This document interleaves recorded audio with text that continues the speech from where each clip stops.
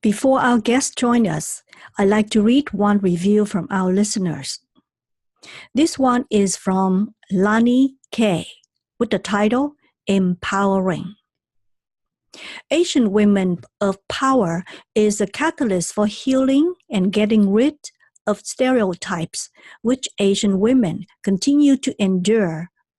Kimchi and her guests candidly discuss thought-provoking challenges which Asian women and their families face, which affects our self-esteem, dreams, aspirations, career, family life, and more. Bravo Kimchi for teaching us how to live life loud. You are inspiring. Oh, those are very kind words. Thank you, Lani K. Please keep listening and sharing this podcast. We appreciate for your support and review. Now, join me to welcoming our guest for today. Welcome to the Asian Women of Power podcast. Today we have a very special guest, Judy Jean Kwon. Judy Jean Kwon is a talented Korean-American actress and comedian, born and raised in Koreatown, Los Angeles, California. She has a stand-up comedy show called YoMamaRice. She is the creator and star of MILFriend, a fresh new comedy. The plots are based on her experience as a Korean-American immigrant, always on the outside trying to fit in. Judy is working with her partner and husband, Richard Hankels, to create multiple projects which are in development right now. And they are hoping to have MILFriend picked up by a platform for a full season order. Judy's mission is to tell stories about the underdogs that are mostly ignored.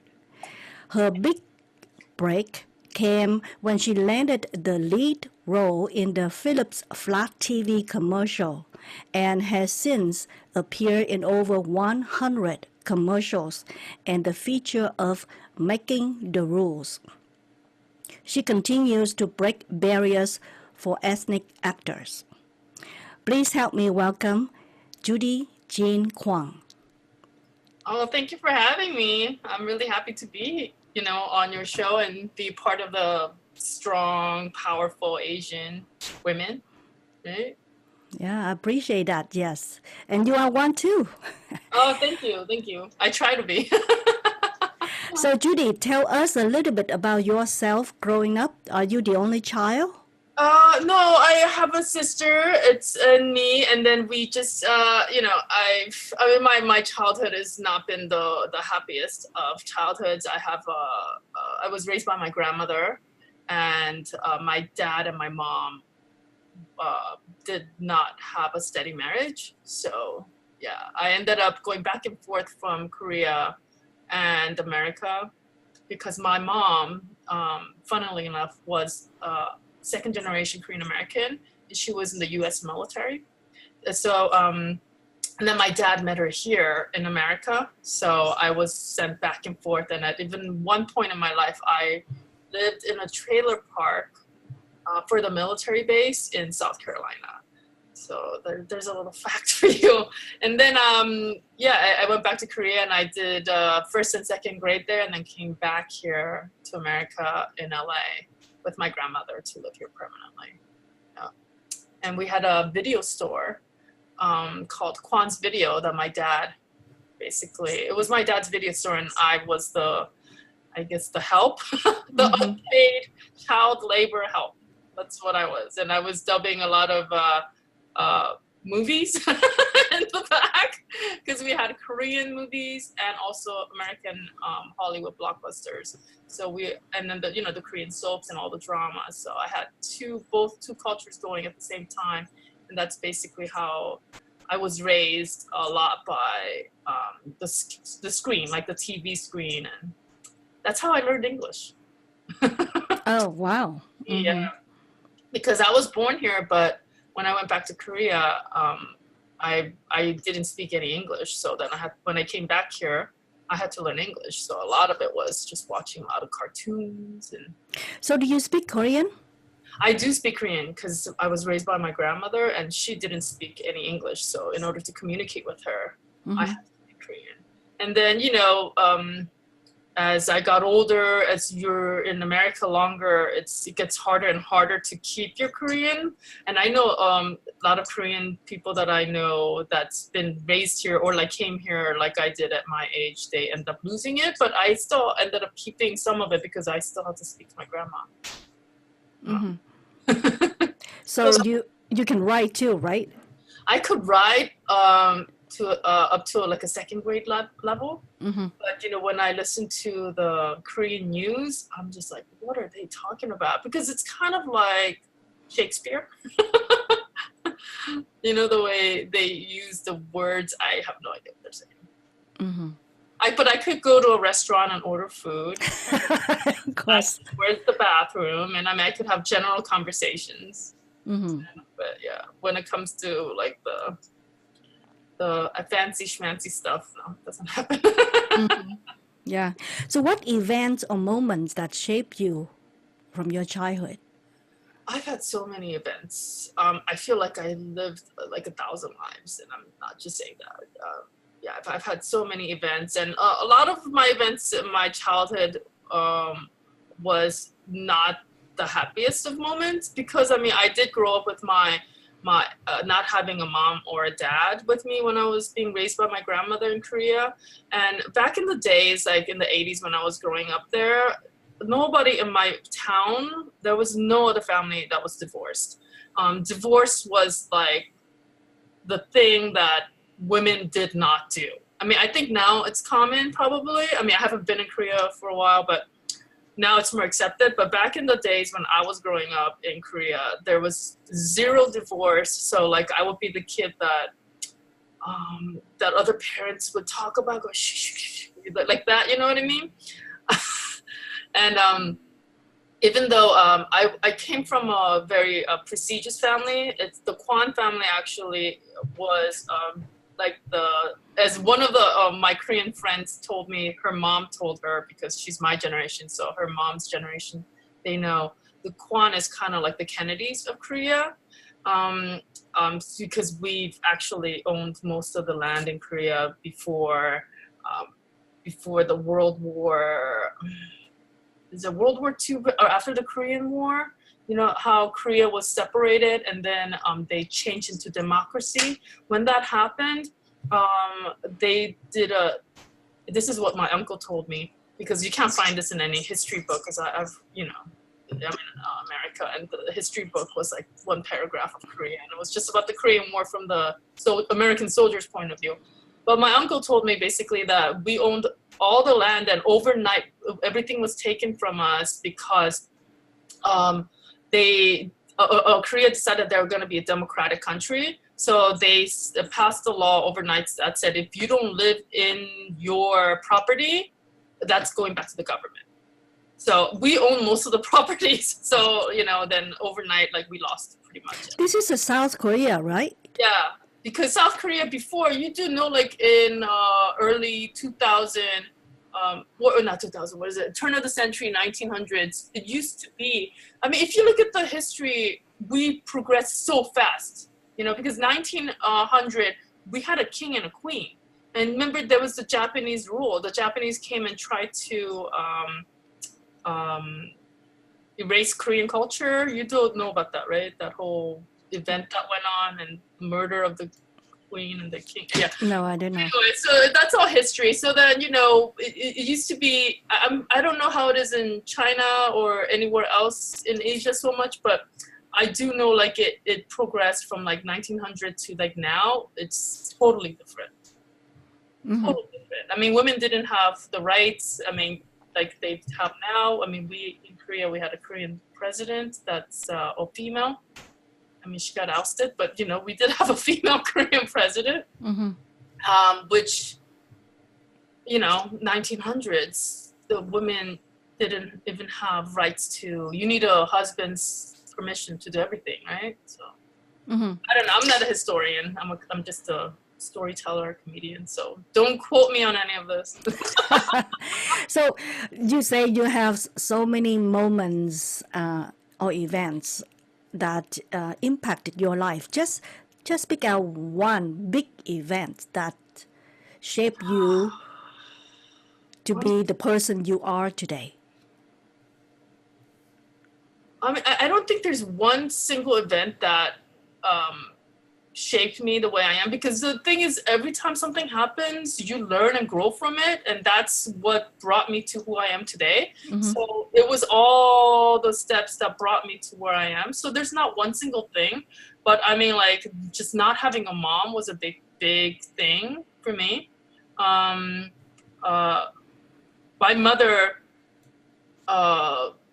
you know, she and my dad didn't have a good marriage. So then I was actually, unlike most people where, you know, when your parents get divorced, you go with your mom. I ended up with my dad and then my grandmother, because my grandmother was on my dad's side.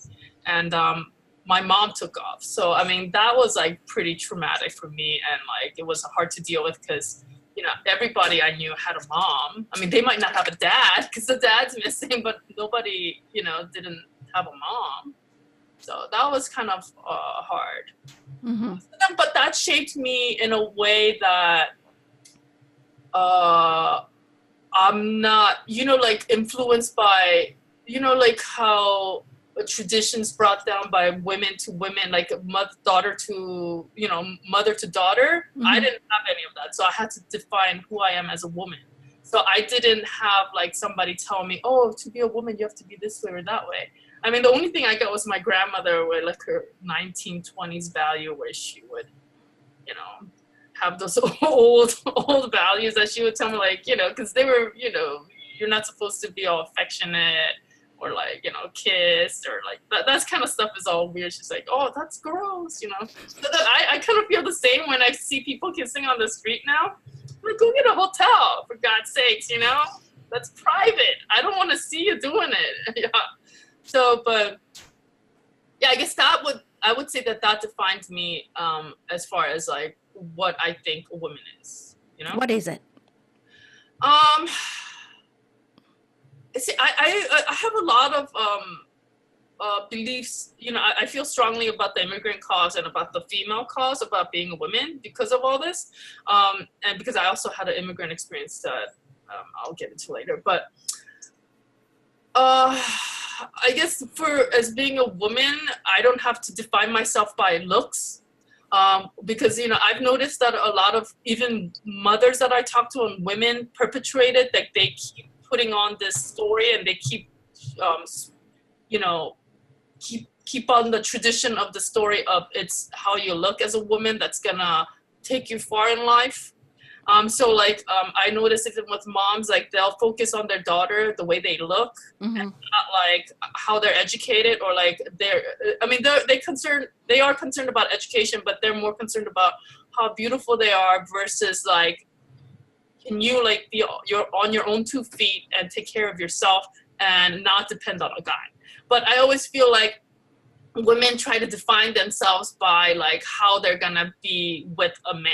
You know, like as a part of a puzzle, you know, like, oh, I have to be beautiful and I have to have this qualities so that, you know, I could present myself in a better light to a man who's going to take care of me, which I'm like, you know, yeah, I mean, I like, no, why don't you get women to stand on their own 2 feet and take care of themselves so then they could be like, you know what, I'll take whatever I want, you know, so you have more freedom, you have choices in life, you know. That's one thing, definitely. All right. So you are now a parent. You have a daughter, right? No, I have a son. You have a son. Whoa, Yes. okay. So you probably realize that being a parent is not easy. Being a parent is not easy, but let me tell you, it's way easier than having to put up with my parents and their BS. Okay. So have you gained more compassion toward other parents, especially your parents? I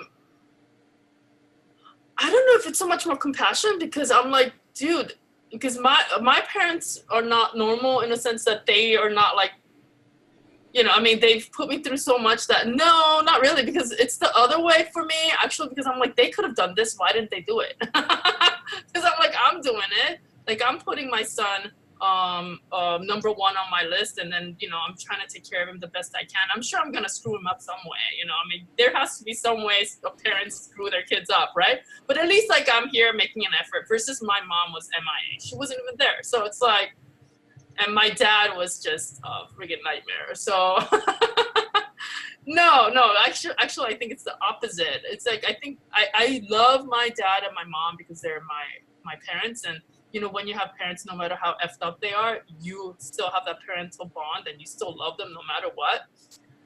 I think even if my dad or my mom was a serial killer, I would still love them because that's your parent. You know what I mean? But that still doesn't mean that what they did was right. So no, as far as like compassion with their parenting, no. But I have compassion as far as them as a human being. Like, I mean, I understand that, like, as a person, nobody's perfect. Everybody has faults. So yeah, I have compassion in the sense that, yeah, I understand, like, my dad was a bit lost and maybe my mom was a bit lost and they made the choices that they did at the time, you know, that kind of compassion. But no, not like as a parent. No, they did not come close to being a decent parent. My grandma did that. That's why I love my grandma. My grandma filled in for both of their lack of being able to be an adult and responsible. Yeah. I've learned that compassion means be able to relate to the other person, right? So because you are a parent now, when you look back, right, the decision that your mom or your dad made at that time, they did the best they could. The best they could. It doesn't mean that they know what to do, what's the right thing to do. Giving compassion, you mentioned that you love your parents no matter what, right? Yeah. So when you love somebody, you would be able to forgive the person, right? And forgiving doesn't mean that you approve of their action. Yeah. No, I've forgiven them. I mean, it took me a long time to get there. Yeah. I forgave them, but I don't, as You far don't as approve of their I don't action. approve of what they did. Right. Like, in a sense that they really didn't try their best to be a good parent. They were just trying to survive in their mode of survival and Right. of themselves, but they didn't make the right choices or do their best to be a parent. Yeah, so in that sense, no. But yeah, definitely, it took me a long time to forgive my dad. So long. Yeah, this is very painful experience for you, and I think for most of us who did not have a good relationship with their parents, it will take them. Some people would take them maybe 40 or 50 years to. Or maybe never. I know That's true. That is true. Yeah. I never forgiving them. And I actually was able to forgive my dad after he passed away, which is kind of painful because I wish I had that last moment where, you know, we had a bonding of forgiveness or something like this. No, my dad passed away, totally like gave me the finger by passing away, right? Before we could make amends, and in the most awful way. He passed away in the most awful way, and then it took me a long time, even after that, just like dealing with it spiritually, mentally, and then, you know, but he needed to. I don't think I could have forgiven him if it was still alive, though. You know? You never know. Maybe, yeah, I don't know. I mean, you don't know, right? You don't know that, right? So angry at him, it would have been really hard to forgive him if it was still alive. Yeah. Oh, maybe that was part of it. Yeah. Nothing is hard. Nothing is. Oh yeah, there's a lot of hard stuff. There's a lot. Yes, I agree. There's a lot of things that's hard. But if you determine, you know, if you make the determination that that you want to create the life and you are the maker of that, right? You are the creator of that, then you will do it whatever it takes to remove all the obstacle in your life. Yeah, but you know what it is that to make a choice and to go forward with your life and to actually make something happen, you can't have this anger holding you down. And when you're so angry at a parent and it's so blinding that you can't move on. And that was the problem, is that I was so angry at him that I had a hard time functioning even just as a human being. Like I couldn't like focus on anything I had to do.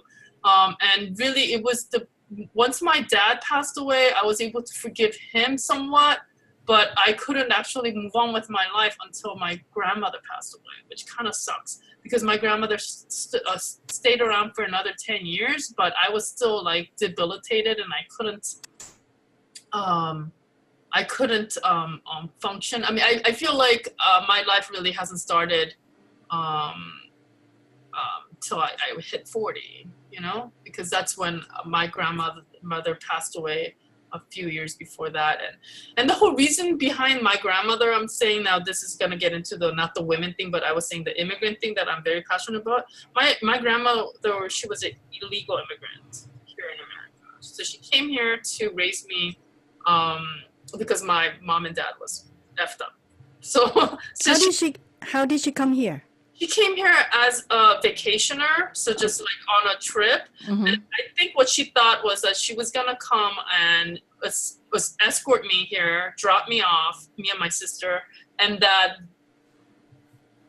like, you know, all of a sudden my messed up dad and my mom was gonna get together, and like I'm gonna have a family. And of course, when she came here, she realized, no, that's never going to happen. My mom was not here in the picture. My dad was never going to get my mom back. So she stayed and she filled in the position of being my mother. Because she's like, somebody's got to take care of these kids because my dad was a mess. He can't take care of anything. So once we're here, she stayed. And I think she always thought in her mind that she was going to go back to Korea. And I know so that she did think that, because after my dad passed away, she asked me to send her back. But then at that point, it was impossible because we don't have anybody in Korea. Our family is just me, my sister, my dad, and my grandmother. So we don't have like big extended family. Like I was telling you earlier, I don't have family. So like. What about relative? No, my dad was the only son. Okay, I'm getting really complicated here now. My dad, my grandmother had a daughter and she passed away during the war. So the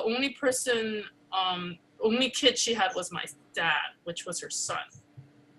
And my dad was not the best of son, but that was the only family she had. So then my grandmother came here, and of course, I mean, what is she gonna do? That's her only son. And so and also I was kind of a substitute, I think, for her not having her daughter that passed away. So I was kind of her substitute for that. Mm-hmm. So then she obviously, you know, it was going to be hard for her to leave us anyway. So she came here, and she was a illegal immigrant, and so the state of California or the United States never recognized her as a human being here. So I was in the court system with the immigration courts going back and forth, and I mean, it was a joke. Basically, I've talked to all the lawyers, and the whole immigration system in America is so messed up. And I don't think a lot of people that are not having to deal with the immigration system in America understand really how messed up it is. This is basically what they told me. And this was before the whole situation that's happening now. So I don't know, it's probably worse now because my grandmother passed away now, like probably, what? Oh, God, when did she pass away? I'm so bad with dates. But this was before the whole like Trump thing and all the stuff that's going on now. So it was probably a little bit better than it is now. Basically, they told me that unless you are petitioned by your immediate family, that you cannot stay in the United States. So that means for my grandmother, that would be her mom or dad, which, you know, my great-grandparents are not around. They're all dead, right? They're old. Or her son or daughter. And the only person that could petition my grandmother was my dad. And my dad was a green card holder. So you have to be a citizen. So he has to pass a citizenship test in order to make my grandmother legal here, or at least petition for her to be legal here or be recognized. And so I couldn't do it, even though I was born here and my mom served in the U.S. Army and my sister was born in the U.S. Army base in Korea. So even though I'm American, I can't not have my grandmother be recognized as a human being in America. So my grandmother and we went to the courts, but they were basically told us that she's never gonna get recognized. She's never gonna be a human being here. But they're never gonna kick her out either because she's too old. She's gonna they're afraid of liability, like her dying on the plane or something like this. So then I had to deal with that for 10 years after my dad passed away, because that's about how long my grandmother stayed. But I mean, I was doing that even before my dad passed away. And the whole immigration system and the whole American system was such taxing on me. It was such a drain. It was so heavy. It was such a heavy burden. And then for me, mentally and spiritually, it was like I had this grandmother who gave up everything. She sacrificed everything to come and raise me here in America. And I couldn't even get her to be recognized as a human. And if you're not recognized, and if you're not a legal resident here, I mean, the worry of all the time, getting caught, getting found out, you can't go travel anywhere, you can't do anything. Your legs are basically taken from you. So and then a tremendous amount of guilt is what I felt. I think when my grandmother was still around, even though I loved her, I've had so much guilty feeling because I couldn't take care of her the way that I wanted to. That it was I couldn't function. It was overwhelming. So then, even though I loved her so much, I couldn't do anything, and I couldn't even live my life and be who I could be as a person until she passed away, which is kind of sad, and it's very regretful. Because I wish I could be who I am now and been able to think straight and been able to be oh no, F it, forget the government, forget all this stuff, forget the guilt, forget this, and then just try to, but I mean, it's easier said than done, So yeah, anyway, now that I freaking a big downer. Yeah. You were young, right? You were young, and it's really hard. I think most of us, it's very hard to be clear, to be able to come up with a solution when we are in it. It's easier to look back, right? Or look at somebody else, and so that you can see what needs to be done.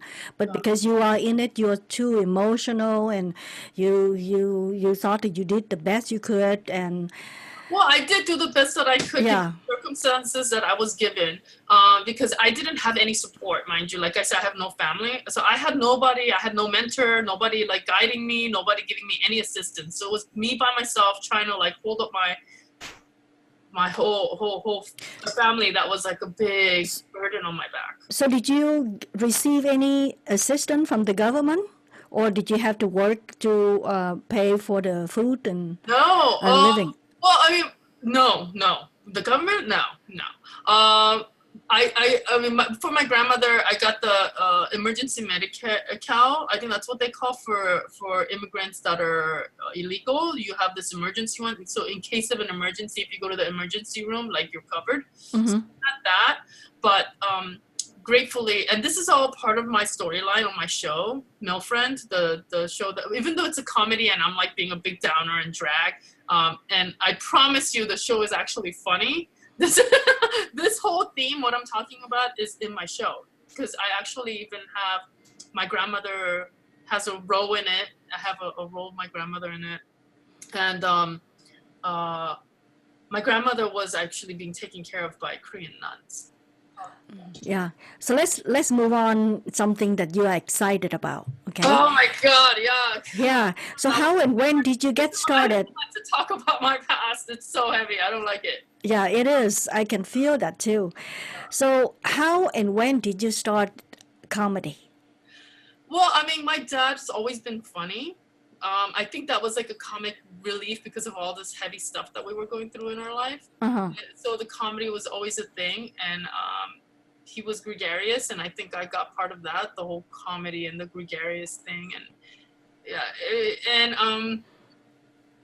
I mean, I started acting when I was 17, so, and I've always been comical, and I've done about 100 commercials, and usually a lot of those are funny bits, right? I mean, a lot of commercials are uplifting.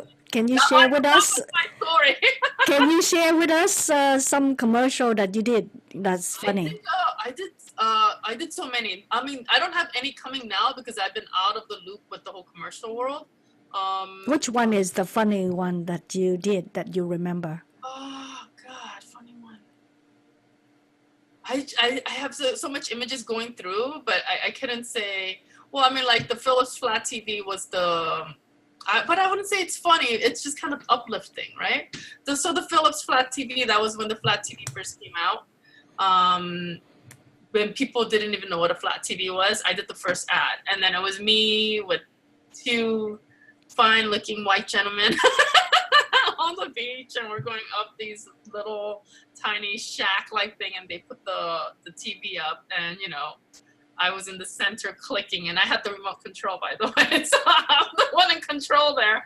And then I click on the TV, and then the Beatles song comes up. So that one was a good funny bit, and that was actually one of the first jobs that I did that got me started into the whole commercial business. But I mean, a lot of the commercials are, I played a lot of, at the time I didn't think it was stereotype, because when I started in the whole commercial world, Asians were usually had the long hair, submissive, and kind of like demure, that was like the stereotype. So then I was like, F that, I'm not gonna do that. I'm gonna do the total opposite. I cut my hair off. I like put these big giant glasses on, and I was like, I'm just gonna be me, like this, like loud and stuff. So then I think me doing that like got me noticed, and then I started doing all these ads, and I thought I was breaking the stereotype. So I was doing all the business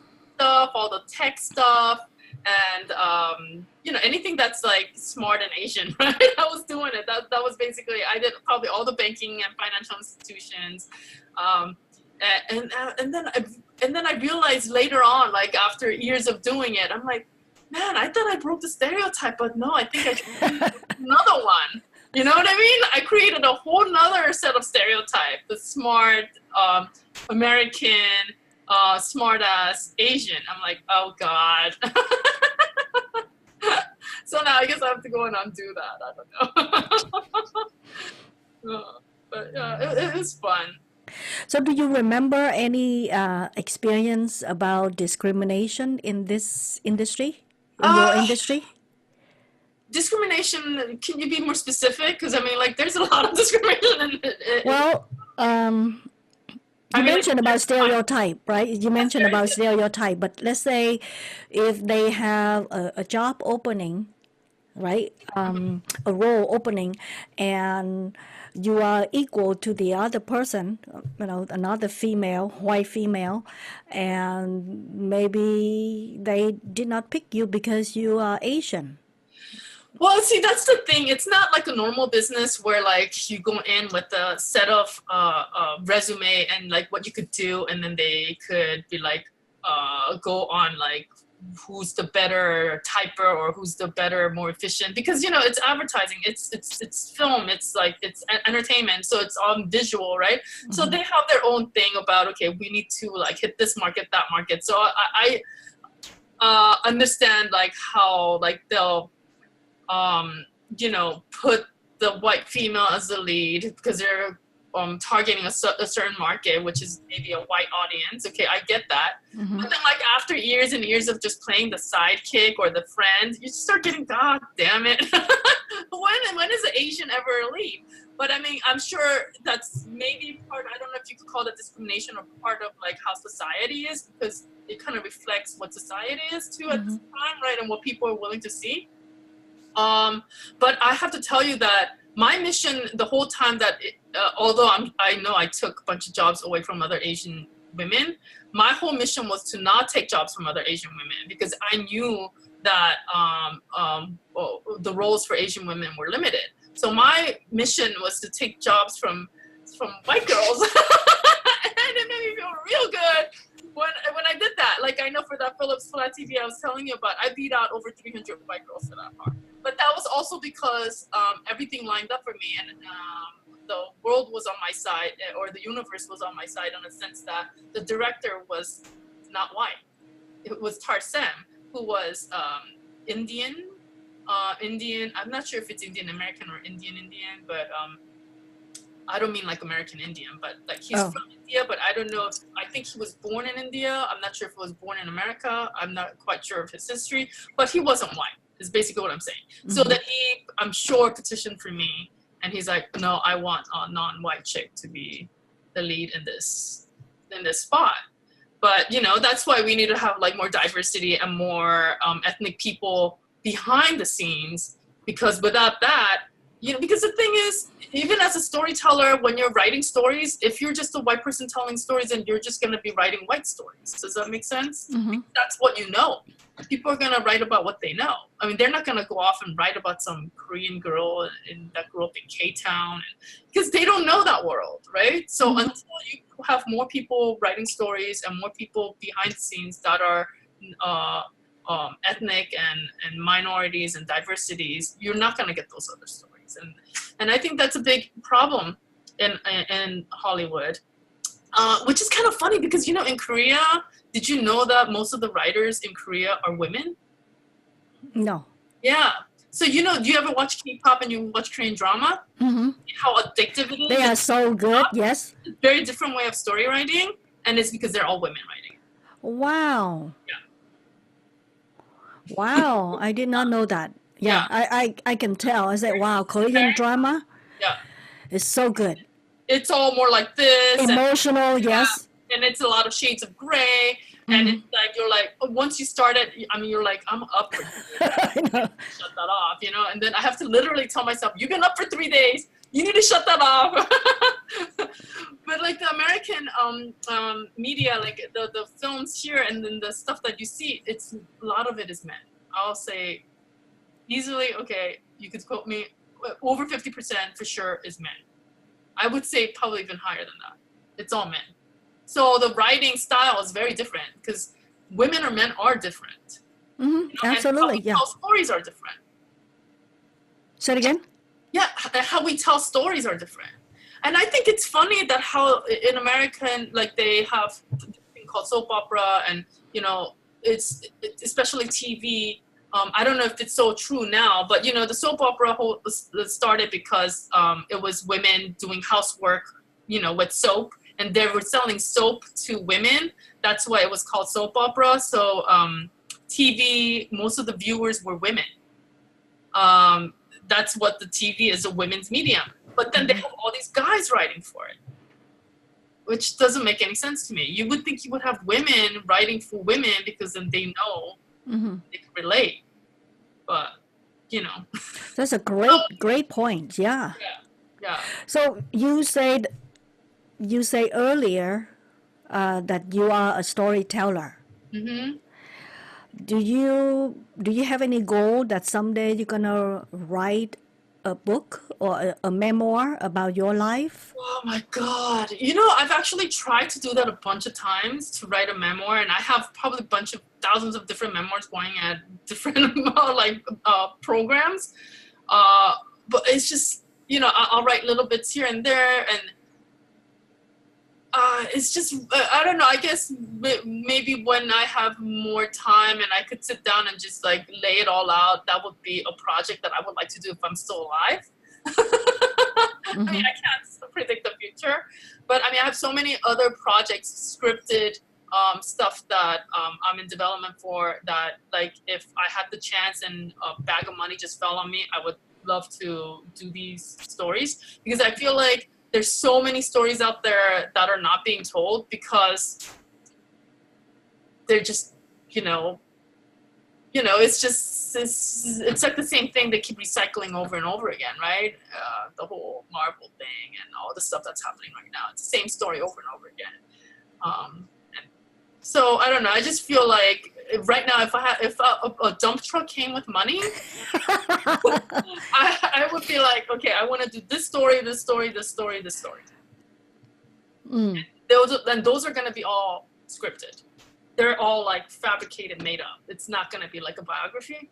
Maybe somebody else could come and like interview me and then write the biography, because it's like, that is another way to do it, to get your book published. Right. So once you have the book, and if it is interesting, like the crazy rich Asians, right? More people will be interested to make it a movie. Yeah. Well, see, the thing is, time's limited. I don't have that much time.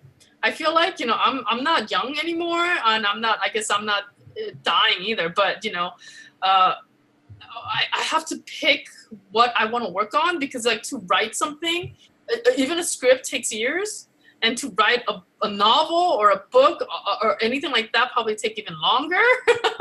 and to actually like plant the seed and do something, I want to be more like, I want to be like, okay, for sure, that's what I want to do. Does that make sense? Yeah, I understand it. And I talked to quite a few people, and I'm also talking to writing coach, right? Uh-huh. So yeah, if you are the one who write the whole thing, then yes, it could take you years. But if you have an idea, if you have the stories, and you can hire somebody like interview you and get the nugget out of you, and then they create a story that could could be less than 1 year, right? So that you can see that. So that's another option for you to take a look at it, right? Because but then yet again, I need a dump truck to come and dump money on me so that I could hire these people. Not necessarily. Everything, I believe that everything is negotiable, right? You don't have to have a lot of money to pay somebody to write story for you, right? What about a partnership, right? You can hire somebody who's able to do the story for you, and you split a 50-50 or something. I don't know. That's between you and that person. And if that person see that, oh wow, the story is great, oh, we're gonna make a lot of money in creating a book, they will work with you, and their name will be on it, right? By Judy Kwon and whatever, whoever, right? So well, whoever's out there, reach out. yes, this is an opportunity for them, right? I'm calling them out. I don't know the name yet, but I hope that they're listening. And I know that Judy has a lot of juicy story to tell, right? So reach out to her, right, to help her get these stories out of her head when she's still young. Yeah, and also the thing is, I mean, I'm writing and developing a bunch of scripts right now, and it's different genres. But like my number one thing right now, man, I could always change tomorrow, but right now is that I don't want to keep contributing to the and then my story, my past is so heavy. I don't want to keep contributing to this thing that's been going on in the film business, where like Asian movies and Asian stories like this heavy, like, oh, poor me, ooh, and then you hear the violin playing. I don't want to do that. Do you know what I'm saying? So like that's why I created MILFriend, which is a comedy. It's totally like it's so like crazy. It's not like anything like the whole, I want to say, the stereotypical Asian movie. Like when I think of the stereotypical Asian movie, I think like almost black and white, maybe like dark colors, and like little, the Chinese violin, that little 2-string thing playing in the background, like that, right? I don't want that. Because maybe one day I'll do it. Okay, fine, I'll do it. But because there's already enough of it. I want to create diversity. I want to show that there's different kinds of stories that Asians could do. And so the other stuff that I'm in development with, it's not a big giant sappy like my past. Because if I did that, I'm like, I don't know. It's just, then I'm just contributing to what's already out there, and I don't want to keep doing the same thing. And so the other stuff that I'm in development are like, it's like entertaining. I want it to be first like entertaining, like that Because I mean, I grew up, like I said, in a video store. I watched a bunch of movies, and I'm not here to make a masturbatory art piece. I want to entertain. I want, like, you know, entertain. I guess with a message would be a great thing, but I don't want to keep doing the same thing. Not at this point in my life. Maybe once I get that out of my system, and later I'll do the big sappy drama with. Because actually, the first script that I wrote is a big giant sappy drama. Mm-hmm. Yeah, it was called. My first script was about my dad and this whole heavy, and then that's actually why I steered away from it and wrote MILFriend, because I was like, my God, this is so hard to write, because every time I went to go write it, I was like, I just wanted to kill myself. I'm like, this is so heavy. I just gonna shoot my brains out. I'm like, okay, let me just go write something that I just want to, like, watch, like whatever I want to watch. I don't really care if it's as an exercise. Let me just write something that I'm gonna have fun with and, like, that I want to watch. And then MILFriend came out. Yeah, tell us what is that show about, MILFriend? It's Mother I Like to Friend. Mother I Like to Friend. I Like to Friend. Uh-huh. Yeah, it's like acronyms. MILF friend. Mother I Like to Friend. I Like to Friend. Mm-hmm. I still don't understand it. Okay. So tell us what's behind it. What's the story here? Right, well, it's a joke. So the whole thing is kind of a joke because it was just to make me laugh and, like, have fun with it. So MILFriend, basically, so I'm gonna give you a little education here in the naughty and the debauchery of American. Some of the, I don't know if it's just American culture, but it's definitely part of the American culture. When you say MILF, everybody know what that is, and that is Mother I Like to, you know. Oh, the F one? Yeah, and then that. Okay. Yeah, right, and that's usually a section like in a porno, where all the men know what that is. It's a section in a porno where, like, it's women that are moms and they find that hot. They find that hot, and so there's a whole category of moms, you know, that is like that they want to, you know, do, right? Okay. I was thinking, originally the show was called Echo and Venice. I mean, Hecho, Hecho or Echo. My accent is pretty bad. Echo and Venice, which means in Spanish, translated to English, means made in Venice. So because it's about a woman that's being reborn when she has a kid. You know how, like, when you have a kid, you start rethinking your life, you start, like, reassessing everything. So Echo and Venice, it had two meanings to it, which is, like, you just you're made in Venice, like, you know, you made a baby in Venice Beach here in Venice, California, and also that you're being reborn, kind of, you're being remade, because now you have to rethink everything. Mm-hmm. So that originally that was the title, and then every time I said that title, I got the same look I'm getting from you, which is like, huh? What is that? And then I have to explain it. So I have to go through this whole spiel. So then I was like, okay, I need to change the title. So then, and then it came to me. I was like, because everything was kind of like for fun and as a joke. So I'm like, okay, when guys are up at 2, 3 o'clock in the morning and they're on the internet putting in MILF, right? Mm-hmm. I'm like, my show's gonna come up at them, right? Okay. So it's gonna be like all these pretty strong, hot but funny women that are talented. They're gonna come at you. So it was kind of a joke. So, and then also, it also has double meaning where it's like MILFriend, like Mother I Like to Friend, because it's about a punk who is kind of like doesn't fit in and it doesn't get along with other women. And when she gets pregnant and now she has to reassess everything, and then now she has a baby, she's gonna have to friend women, which she avoided like a plague because, you know, she never got along with them. So, but as a mom, you can't avoid other women. You have to friend other women.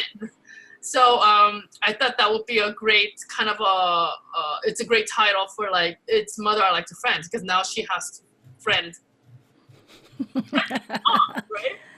So yeah, it was a double kind of meaning to that. But yeah, so the show was created out of my depth of depression writing my story about my dad. I was like, yeah, let me just do something fun. And the whole show is kind of really, really, really fun. It's very entertaining, and it's a comedy where you actually laugh. Like, people actually laugh out loud. It's not like a comedy where, you're like, huh, that was a comedy?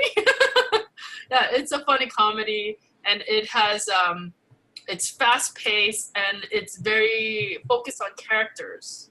So I've got like multiple diverse characters, and they are kind of signifying what I grew up in, which is LA, which I don't see it depicted very much in Hollywood, this LA that I grew up in, which is diverse, and it's not insular. It's so like Pepper, what she does is, because she's a punk trying to find a way, she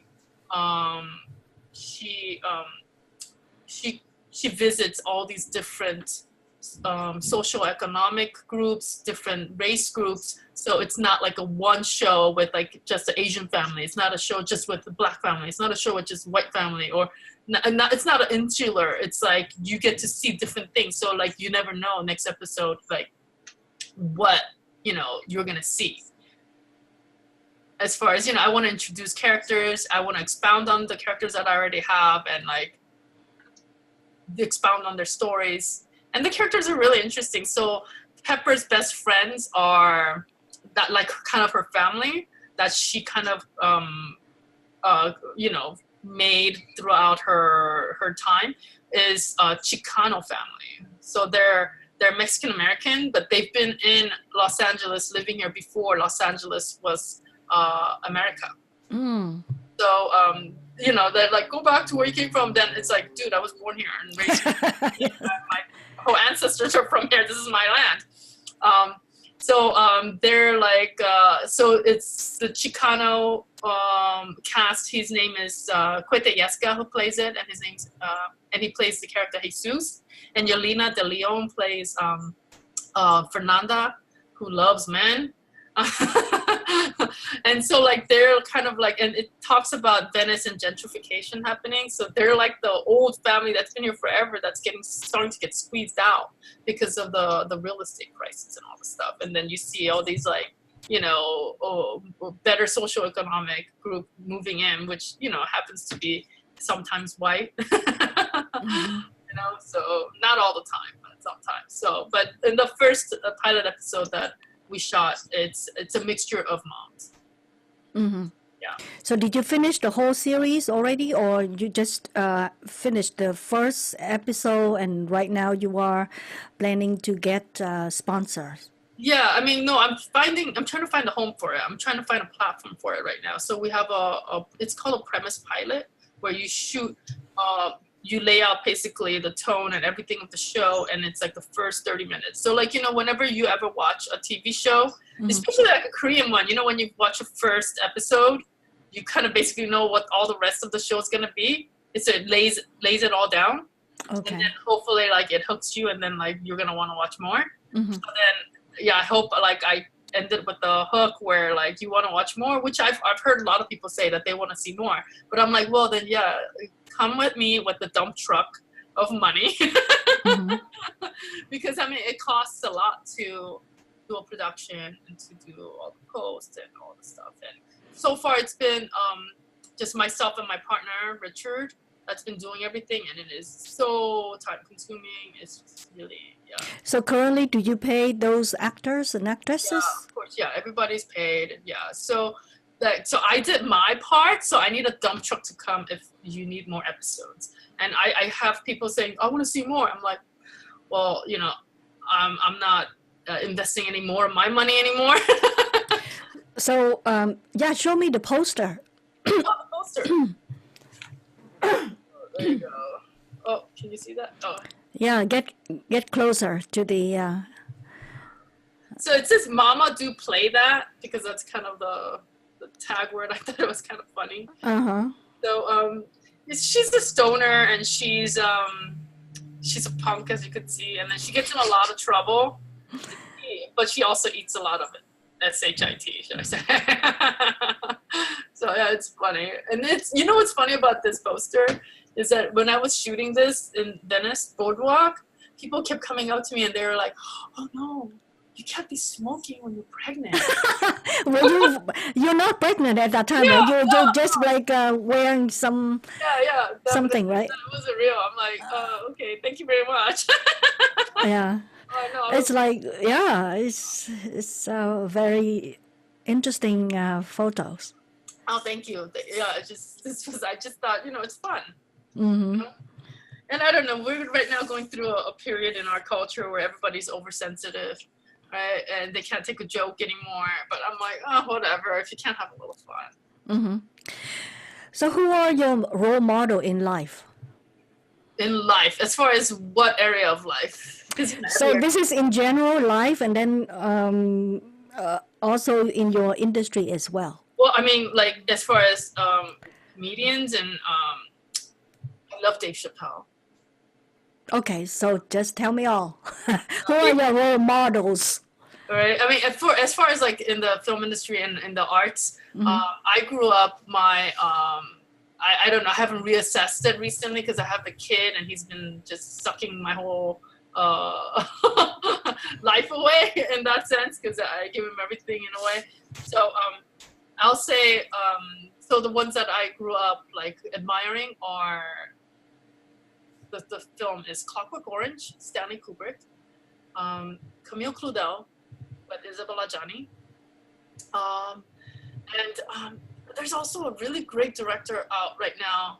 And I'm so bad because Lee Chang-duk, I think that's how I want to say his name. I should Google it. He actually has a movie out right now called Burning. He's really good. He's like today's poet masterpiece director, I think. And he's also did Oasis, and he did poetry. Amazing. He's just a really, but I mean, these are more dramas. But as far as comedy, I love Dave Chappelle. I just don't know anybody that I'm aware of that is as good as Dave Chappelle. Say it again. Dave Your name? Chappelle. Dave Chappelle. Oh, Dave Chappelle. Okay. Yeah. The black guy. The black guy. Yeah, he's so good. He got an Asian wife. He got an Asian wife. Yeah. But I'm Asian. Okay. So that's in your industry. What about your life? Like, a role model for a family. Huh? My grandma. Your grandma. My grandma. Okay. My grandmother. Hands down, like there's nobody like my grandma. She sacrificed everything. She was the most hardworking, honest. I mean, like anything that you could think of, like as far as morals and all the stuff, like the good person, like that's my grandma. So you plan to pass that values down to your children? Oh yeah. Doesn't matter, like it doesn't matter how much money you have if you're not happy, and it doesn't matter how much money you have and how much power you have if you've sold your soul on the way. Does that make sense? So yeah. So was your grandmom happy when she's alive? I mean, she was definitely positive, and she tried to look at the positive side of life. I wouldn't say she was 100% happy because of all the stuff my dad put her through. And that's like a whole other drama. You don't want me to bring you down again. My dad was a narcissist. So if you could imagine Trump as Asian. Okay. And actually, I think Trump will be a nicer version than my dad. Wow. Well, that's all the questions I have for you. Thank you so much for sharing from your heart. Thank you for having me. And I'm sorry I was like downer for the first, but like when I talk about my past, there's no comedy in it. You know what I mean? I mean, I try to find comedy in it, but it's like, but it helped me grow as a person, and it makes me who I am today.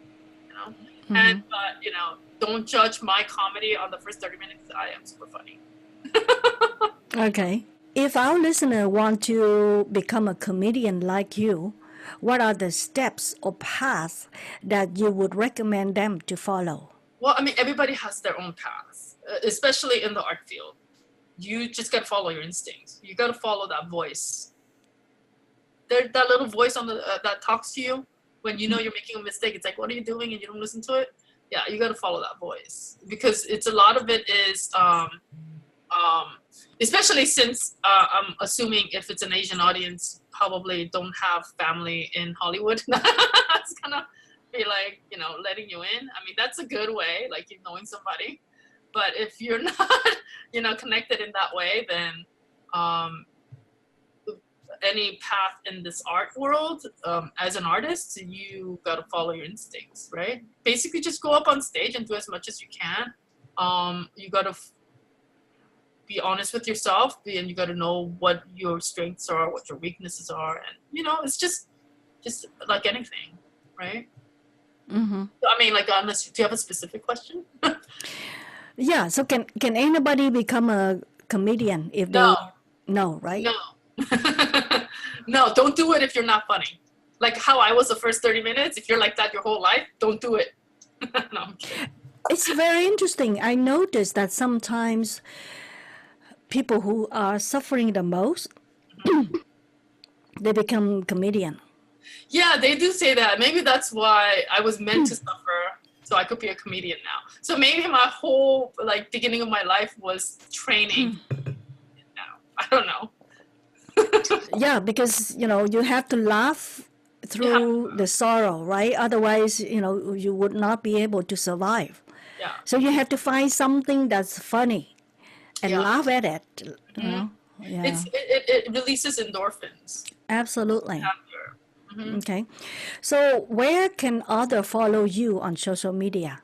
So I as you've mentioned earlier in the top introducing me, I go by YoMamaRice for my stand-up comedy and some of the comedy stuff. So you could go to YoMamaRice.com, where I write some crazy stuff, and like I have words of wisdom in there, like that you'll find entertaining. And you could also follow me on MILFriend. That's Mother I Like to Friend, MILFriend, TV, MILFriendTV.com. So that's for my actual show, the TV show, because that's separate from my comedy and my comedy persona, which is YoMamaRice.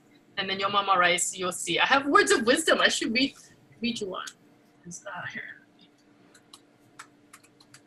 So I kind of, I guess, do a little bit of what you're doing, but not as well as you, in a sense that it's all serious and it's just more like jokes. So I have one, I think that says, I should just know it off the top of my head. Here's one. I'm gonna read to you. I go, it won't work out if you freak out. That's one. And then here's another. Stupid is dangerous, because it is. Well, that one's not that funny. But here's, if you brown nose, you get shit on your face. Here's another one. Life with no regrets is a life unenlightened. That one's more profound, right? Yep. And here's I think here. Here, this one. If life went as planned, life would be predictable. I like that one. Oh, thank you. Yeah, that's I great. like to come up with little sayings like that. So. Is that yours? You create those? Yes. I like to like take the old sayings and like just expound Change it a little bit. Mm-hmm. Like here's a one that I think might your audience. Creme de la creme best rises to the top where it's full of fluff. Ah. Yes. It's kind of profound and it's profound. Yes, absolutely. That's wonderful. Well, thank you so much. Again, thank you so much for your wisdom, for your laughter. Words of wisdom. For your stories, although some of them are really, really sad, but I hope that the listener and the viewer get something from it. And hopefully they didn't like shoot their brains out while they were listening to me and then like tune off the first 30 minutes. They're like, what kind of comedian is this? Yeah. So now back to you, our listeners. What's your takeaway from today's conversation? Let me know your thoughts. Until next time, live life loud. Goodbye now.